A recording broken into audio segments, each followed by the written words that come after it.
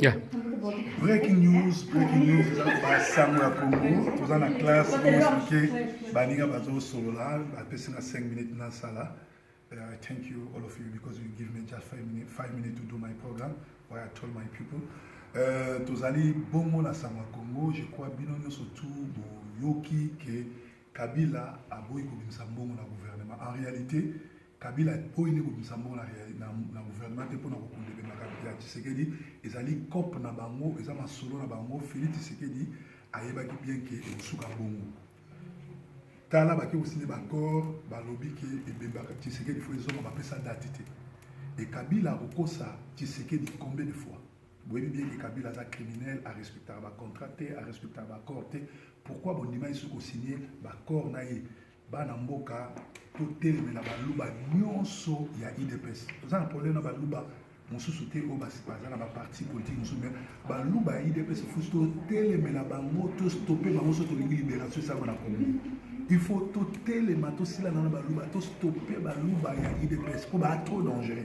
Ba tribal, ba corrompu et bazo kosake Tshisekedi aboyi kozala premier ministre Kabila ya mwana Kabila boyi kobimisa mbongo.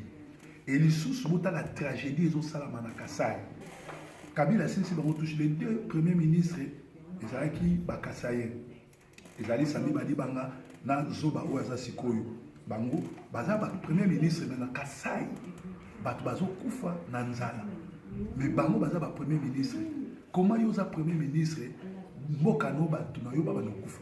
Bazoba mususu ezali ba oyo bazolanda bato mususu to stopper ba meza ba bato ba ndungu nyonso na mona muto ba ndungu oyo bazo soutenir nani palu eza parti pe ya ba tribaliste ya ba pende na problème na ba pende te na bien na ba pende mais to stopper bango parce que ba yena style moko ya ko sijetir mboka ya ko teka mboka siko bino moko bomoni ke ba Tshisekediste ba luba IDPS nde bazo tia biso problème makasi donc l'élection est bazo ke na Kabila ndenge wana po basi bayoka na balia mbongo alors petit na option ka mbongo to soutenir papa na biso et oyo tobeni Monseigneur Mosengo oyo azolinga komema transition sans Kabila parce que opposition à Congo c'est la opposition moko ya accompagnement donc bon lela te bon beta so masola ya Tshisekedi est-ce que problème ezali bembe et bemba Tshisekedi so mo problème ali ba luba nyo surtout ya IDPS so bokangisa na prison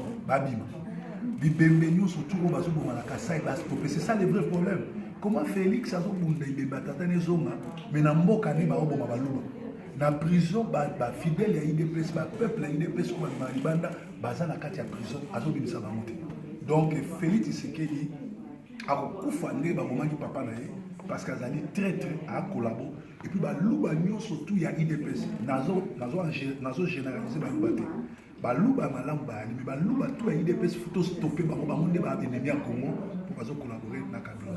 Zaki breaking news Amérique à Manchester avec Proverbe 30-30 le pasteur de la diaspora. En tout cas écoutez sur le programme ce soir.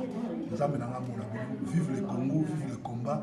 Kabila akokende. Kabila tokobomaye ba Rwandais Paul Kagame na Kabila ba le trop dangereux na mboka faut libérer ba. Nous avons ça là. Merci. Breaking news.